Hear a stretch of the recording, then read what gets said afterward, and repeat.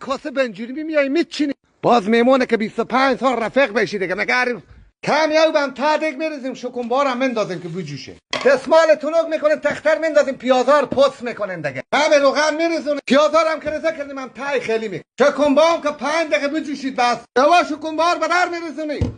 دوباره اینا رو پاک میشونی. شکمبار دیگه نمیته میده بکنه مالی.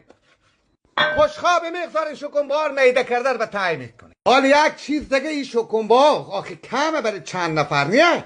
چه کار میکنیم؟ اینا رو مندازیم هم سر پیازا. خود یک دونه هم لیمو. بنجوری میارم دیگه میته پاک میشونی. 4 تا کچلو کوخ هم پس میکنه. اینا رو که خوب چخ دادیم بنجوری میارم انا میته مندازیم هم تای اینا که میته ملاق زنه.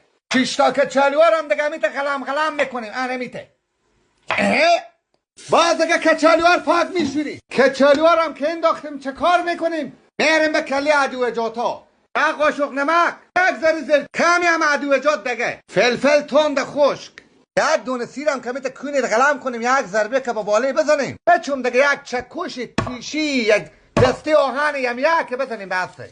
سعی کنیم خود خور پاس میکنه به پیش. سیرارم که پاس کرده میده کرده مندازیم هم تایو.